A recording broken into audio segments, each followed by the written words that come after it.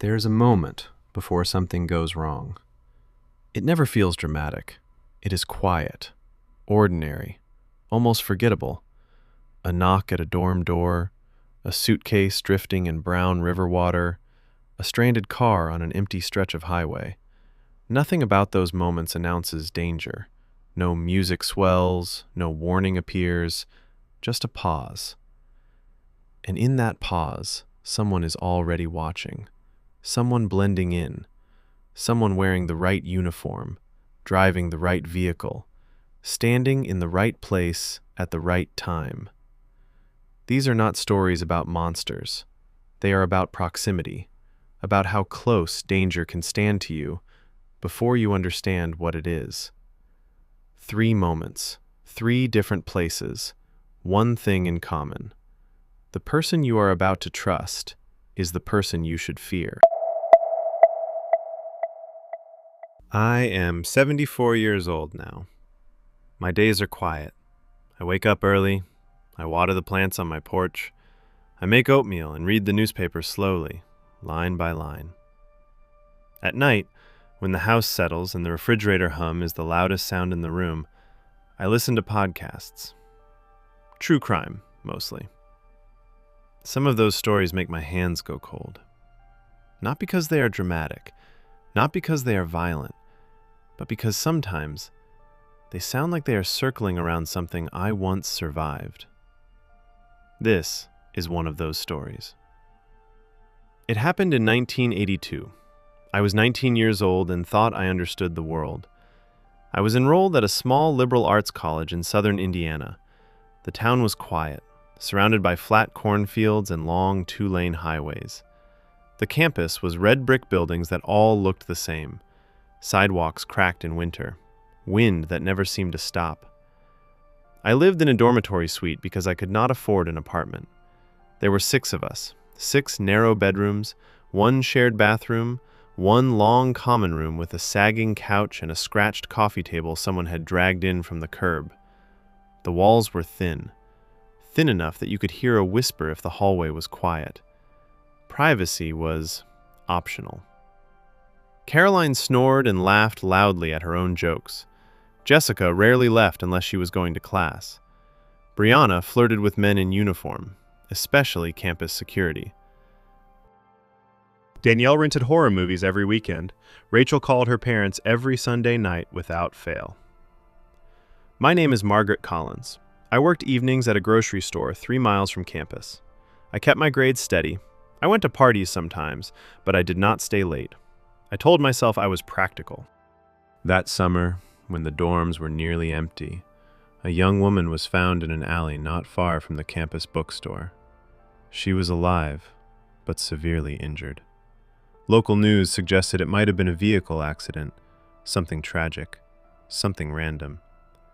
No one in our suite knew her. For a few days, people talked, in the dining hall, on the radio, in the coffee shop downtown. Then the conversation faded. By late August, students returned. We carried boxes upstairs, complained about the heat, slipped back into routine. The alley became a place people avoided after dark, not out of certainty, just unease.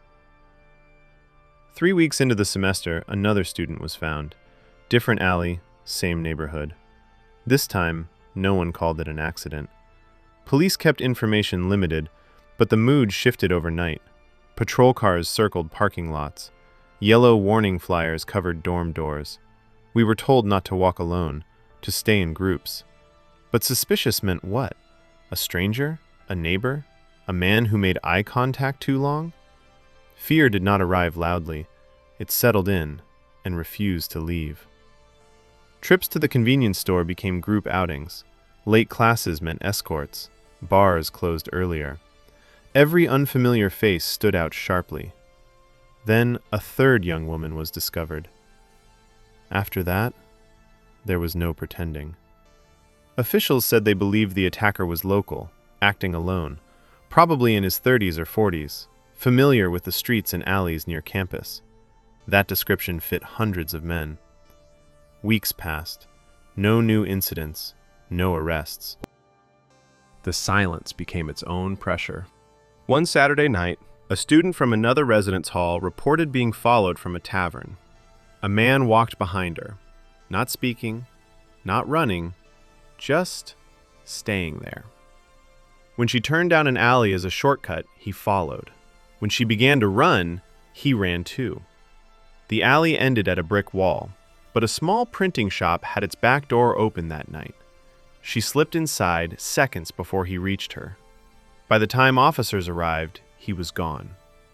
She described him as tall, dark jacket, heavy boots. Ordinary. That word moved through campus like electricity. The following night was Sunday. Around 11 o'clock, all 6 of us were in our common room. Books open, laundry folded, television on but muted. Outside, police lights passed between buildings. Then, someone knocked. 3 deliberate knocks. The room went silent so fast it felt like the air disappeared. Caroline looked through the peephole. "It is a police officer," she whispered. I stepped forward and looked. Uniform, badge, utility belt. But something felt wrong. The patch on his shoulder did not match the emblem we had seen on patrol cars. The color was off, the shape unfamiliar. "Open the door," he called. "There has been an incident nearby. I need to check this unit." Jessica shook her head. Rachel covered her mouth. Danielle did not hesitate. She picked up the phone and dialed 911. "We are calling the police," she said loudly. His tone changed instantly. He started shouting, then pounding. The force rattled the hinges. Then it stopped. We heard footsteps retreat down the hallway. A metallic object hit the floor outside. We stayed together in the center of the room while the dispatcher remained on the line. Within minutes, real officers arrived. Flashlights cut across the corridor. They apprehended a man across the street. The uniform he wore was counterfeit. The object left in the hallway had been a hammer and a long screwdriver, tools later linked to previous attacks. My hand had been on the lock. We were relocated that same night, statements taken, parents notified. The suspect's name was released days later. David Mercer. None of us recognized him. I finished the semester. Then I transferred to another university. I never returned. New students moved into those same rooms, hung posters on the same walls, studied at the same scratched coffee table. Most of them probably never knew how close 6 19-year-old girls came to opening a door for a man pretending to protect them. Now, decades later, when a podcast host describes a knock on a door late at night, I still feel it in my bones. 3 knocks, and the pause that followed. I had been driving across northern Arizona for most of the day. Not the postcard Arizona, not the Red Rock tourist stops. I am talking about the long, empty stretch of state highway where the land flattens into pale dirt and scrub and just stays that way. No curves, no trees tall enough to break the skyline, no buildings, no exits. Just a straight line cutting through a place that feels forgotten. You can see so far ahead it starts to feel unnatural. 10 miles, maybe more. The road looks painted onto the earth. I had music on low, windows up, air conditioning losing a fight against the heat. Late afternoon sun, still brutal but beginning to angle down. And then, the steering wheel snapped hard to the right. Not a drift, a violent tug. The entire car shuddered like something underneath it had exploded. The steering went loose for half a second. My dashboard lit up with warning lights. I remember the sound more than anything. A harsh, grinding slap against pavement. I let off the gas immediately, fought the wheel, guided the car toward the shoulder. I did not slam the brakes. I did not panic. I just coasted. By the time I stopped, the front passenger tire was gone. Not flat, gone. Shredded rubber whipping uselessly against the rim.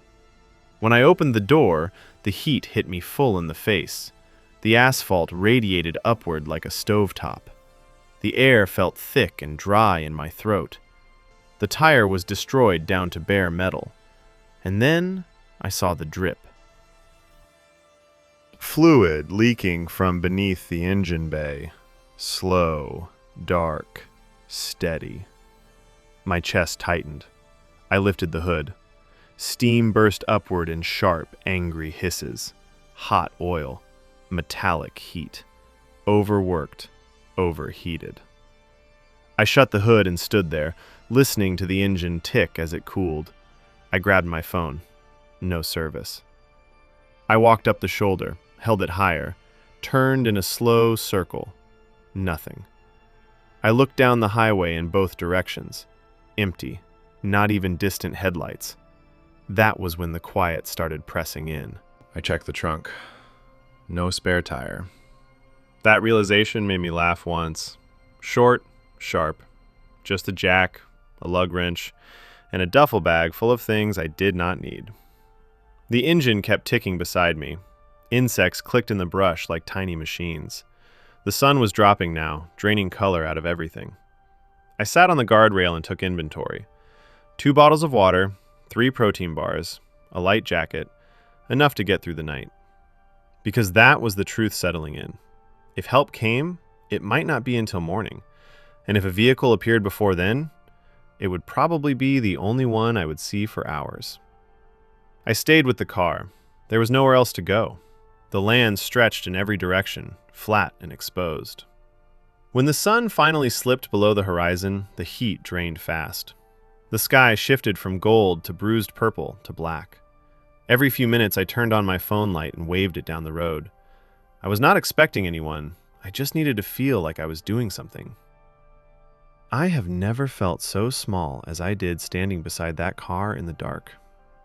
Then I heard it. An engine, far off, rough, loud, unmuffled, echoing strangely across open land. In that moment, it sounded like rescue. Headlights appeared, 2 small dots growing larger.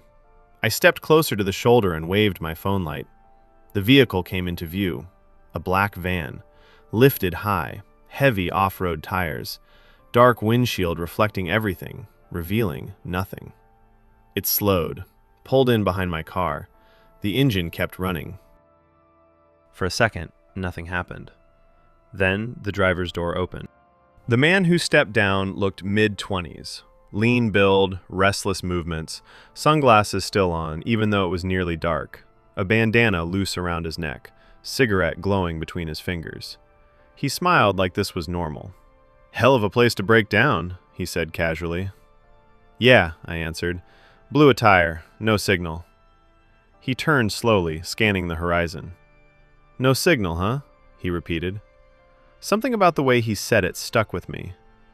"Well," he added, flicking ash onto the pavement, "good thing I came along." He crouched by the ruined wheel and pulled out a flashlight. When he clicked it on, the beam was shockingly bright. It sliced through the dark, throwing hard shadows across road and brush. He whistled low. "You picked up something serious." He angled the light, and I saw it. A long, jagged strip of steel wedged into the wheel well, twisted, bent, sharp enough to shred rubber instantly. "That will stop anybody," he said.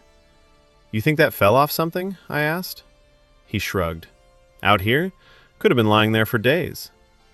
He helped position the jack.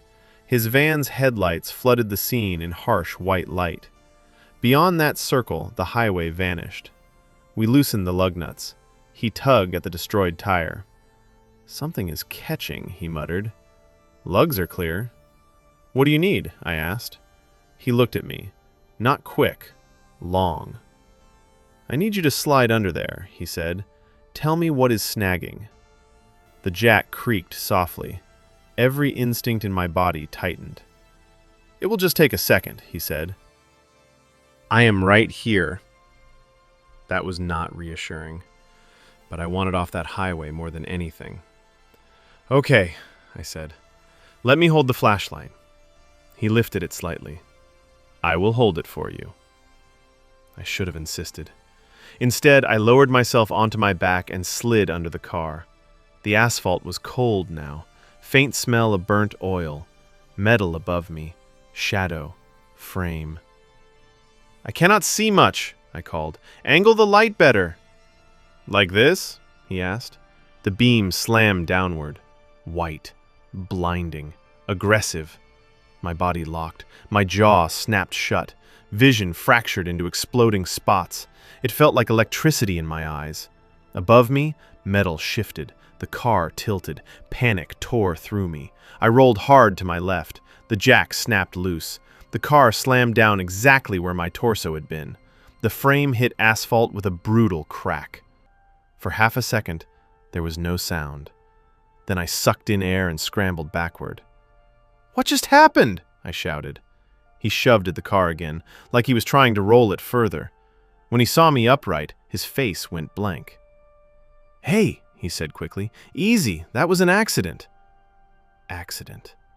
The word felt thin. I ran. I did not argue. I did not question.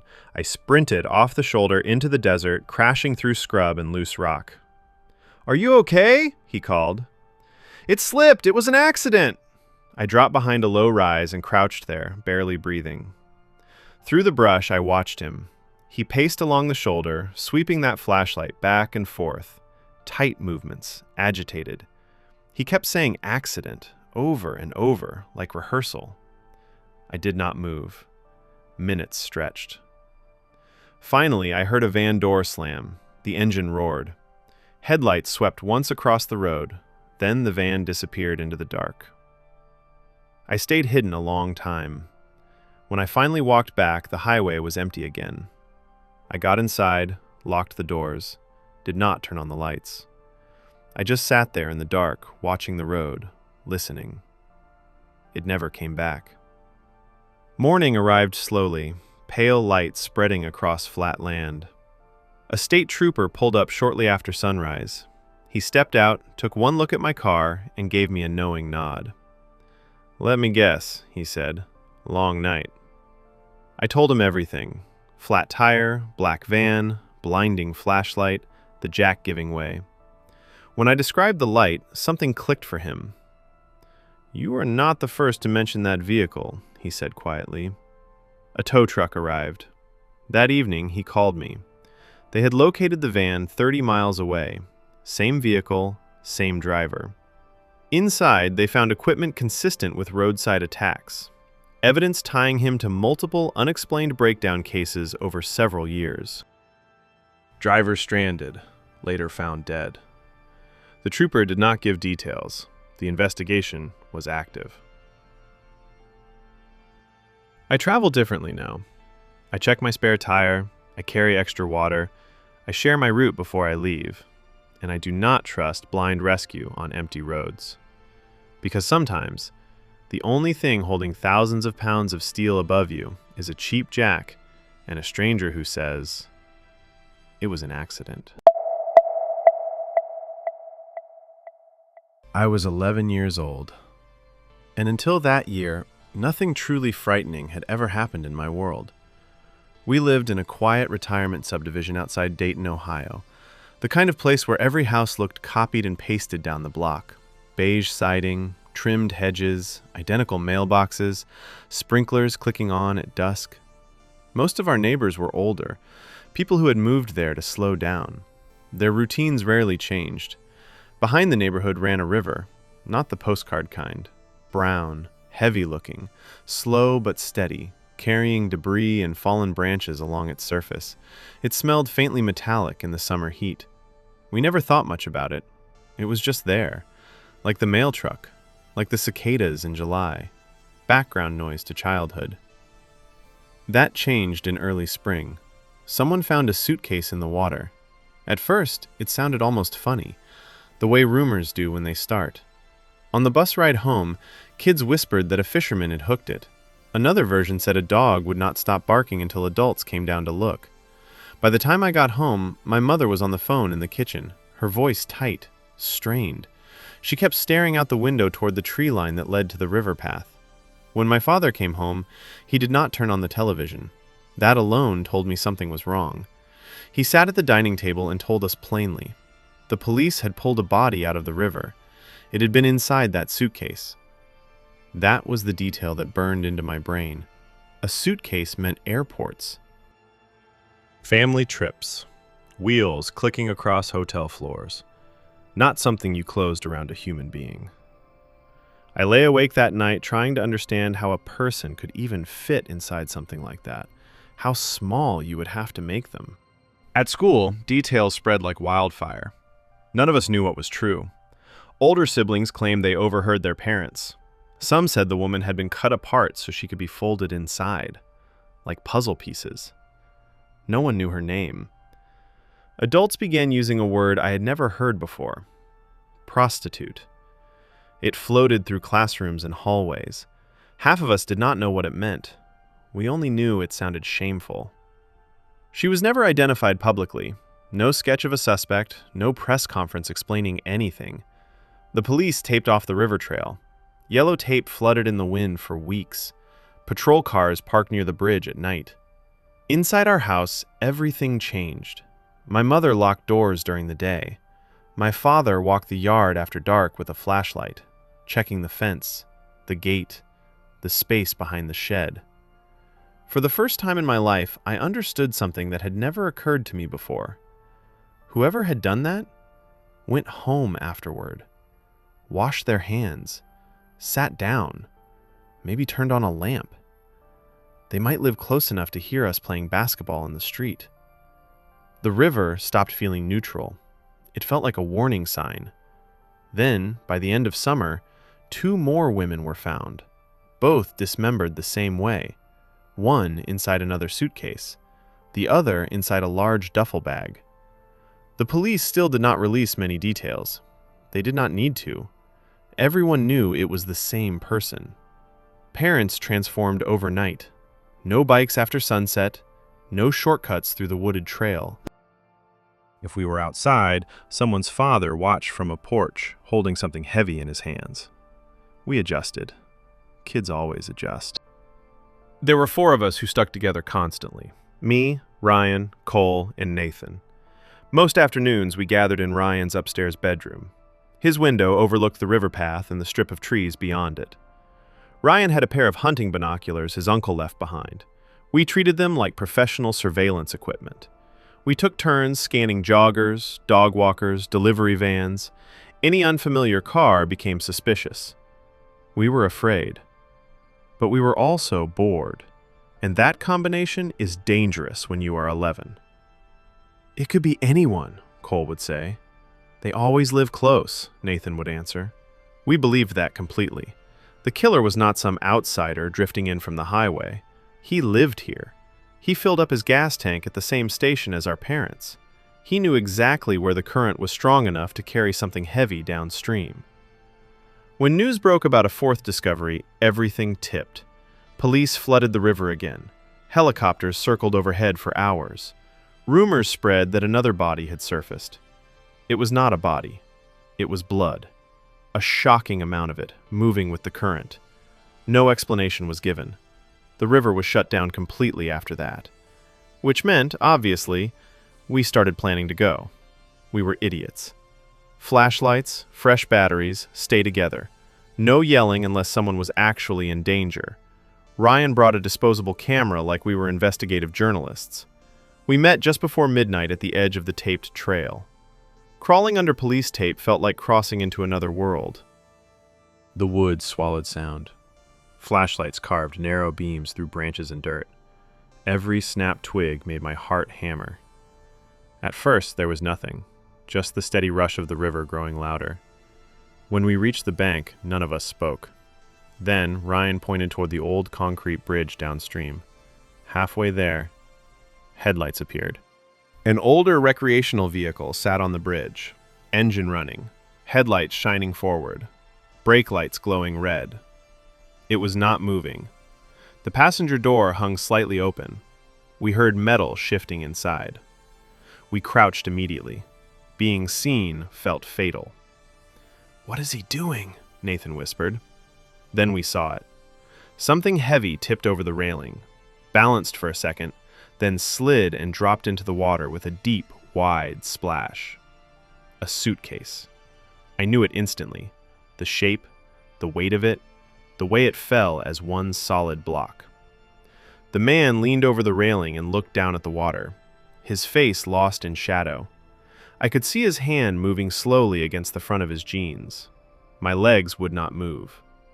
He climbed back into the driver's seat, closed the door, released the brake. The RV rolled forward and disappeared into darkness. We did not move until the engine noise was gone. Then we ran. We ran until we burst into the neighborhood. Ryan started shouting, then screaming. Someone behind me was crying. Porch lights snapped on all over the street. We tried to explain. The RV, the bridge, the suitcase. That word changed everything. Parents flooded the street. My father told my mother to call the police. Several neighbors were already dialing. Police arrived within minutes. Red and blue lights painted houses and lawns. We gave our statements over and over. Older RV, light color, possibly rusted. Suitcase over the railing. Within 15 minutes, officers located it near the bridge. The current there was slow. One officer unzipped it just enough to confirm. He closed it quickly. No one let us near. Roadblocks were set up that night. No arrest, no name. School was canceled the next day. The river was effectively condemned. Weeks later, I spotted an older RV drifting slowly through streets a few blocks away. Dark windows, not stopping. I screamed for my parents. By the time they reached me, it was gone. Police returned. Another statement, no arrest. The killing stopped in our town. Eventually, the river reopened. Life continued. But for a long time after that, every single one of us believed the same thing. He had seen us. And someday, he might come back for the only witnesses who watched him throw that suitcase into the water. Subscribe for more real horror stories. Like the video if you felt this fear too.